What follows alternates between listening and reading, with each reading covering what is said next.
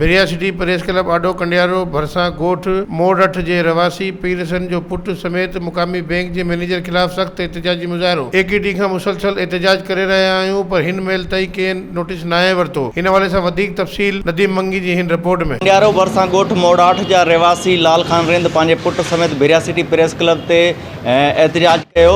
हिननि जो इहो चवणु आहे त मक़ामी बैंक जो जेको मैनेजर आहे उहो असांजा फिक्स डिपॉज़िट में रखियल पैसा बि न आहे ॾेई रहियो, जॾहिं त असांखे जेको आहे सो डुप्लीकेट बि न आहे ॾेई रहियो। इन सिलसिले में अचो त हिन सां ॻाल्हि ॿोल कयूं, हिननि जो छा चवणु आहे।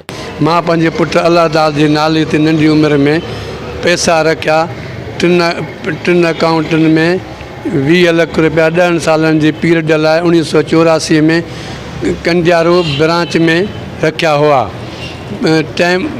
पीरियड जे पूरो थियण खां पोइ मां दरख़्वास्त पंहिंजे पुट खे वठी दरख़्वास्त वञी ॾिनी मैनेजर खे त असांखे डुप्लीकेट ठाहे ॾियो, असांखां अॻियां कागज़ गुम थी विया।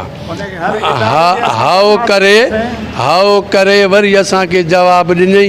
अॼु ॾींहं ताईं जेके मैनेजर बदिली थींदा आया, अॼु ॾींहं ताईं असांखे माना डुप्लीकेट्स असांखे नथा ठाहे ॾियनि फिक्स डिपॉज़िट वारा। मौजूदा मैनेजर बि असांखे नथो ठाहे ॾिए, चवे थो ईअं त कोन ठाहे न, तव्हांखे मोकल जाॾे वणे ताॾे तव्हांखे तव्हांखे मां ठाहे कोन सघां। असांखे घटि में अॼु 21 ॾींहं थियो आहे असां इश्तिहाज में आया आहियूं। अॻु में बि असां भिरिया प्रेस क्लब में आया आहियूं ऐं अॼु बि आया आहियूं। असांजो मुतालबो इहो आहे त इंसाफ़ खपे असांखे। जेके नेशनल बैंक जा आला इदारा आहिनि ऐं उहे असांखे पंहिंजो इंसाफ़ वठी ॾियनि, असांखे पंहिंजो हक़ वठी ॾियनि नेशनल बैंक कंडियारे वारे मैनेजर खां। इहो इhtजाज आहे जो असांखे पंहिंजो हक़ मिले ऐं हर इदारे खे असां इहो अर्ज़ु था कयूं, हथ ॿधी अर्ज़ु था कयूं त असांखे इंसाफ़ खपे ऐं असांखे पंहिंजो हक़ ॾिए।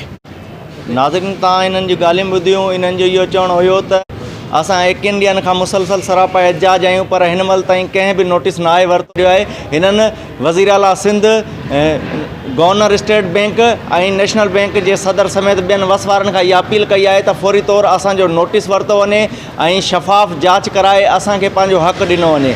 कैमरा टीम सां गॾु नदीम अली मंगी, अवामी न्यूज़ टीवी, भिरिया सिटी। मज़ीद खबरों और तफसीलात के लिए विजिट करें हमारी वेबसाइट www.awamiNewsHD.com।